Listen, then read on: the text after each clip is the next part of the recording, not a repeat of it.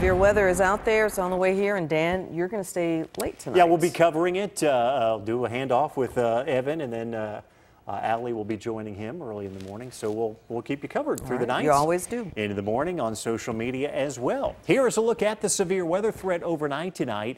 It is an enhanced threat for the northwestern quarter, roughly, of North Texas, north and west of Mineral Wells. That's a 3 on a scale of 1 to 5, a 2 here, a slight risk across much of North Texas, and then a 1 for far southeastern portions of the area. Again, the numbers don't correspond to storm intensity, but storm coverage. So in this area, we anticipate the greatest threat of severe weather. And then as you head eastward, obviously that line will tend to dissipate a little bit or weaken, and so the severe weather reports should diminish a bit as we head east with time.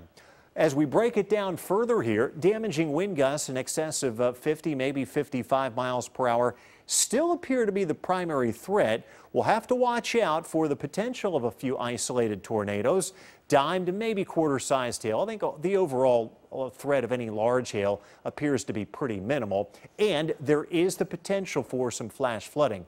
Now, we actually had some very strong low-level wind shear earlier this evening, and it continues to be fairly stout at this hour. What we mean by this is winds are blowing out of the southeast at the surface, and then you go up around 2,000 or 3,000 feet, and those winds turn to the southwest. So with those turning winds, you can actually generate some rotation, and that's one thing we have to watch, especially if we see a few storms develop out ahead of this main line here, what we call discrete storms. Those have a tendency to have a higher likelihood of producing tornadoes. But right now, it's just a squall line here. It continues to move to the east at roughly a 30 to 40 mile per hour pace. And there is a tornado watch in effect to our west that goes as far east as, well, just west of Montague County right now.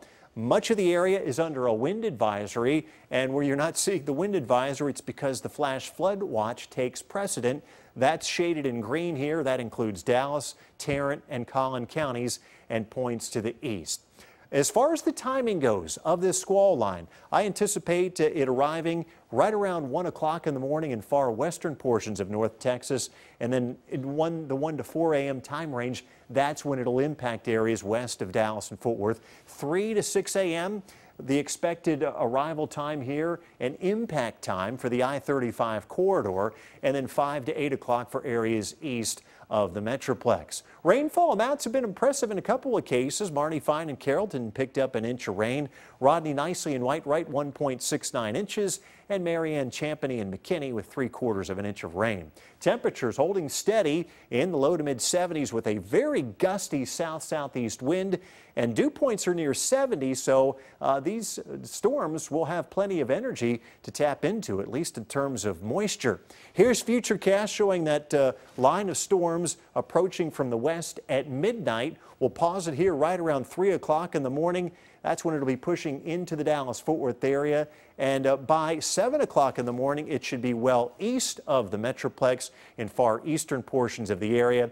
And I think the severe weather threat for all of North Texas should be over with, certainly by 9 o'clock tomorrow morning. We should see at least partial clearing then tomorrow afternoon. And this particular computer model indicating an additional 1 to possibly 2 inches of rain possible with this line of storms. 67 tomorrow's high, and then quiet weather Wednesday, Thursday, and Friday before we turn a little cooler for the upcoming weekend.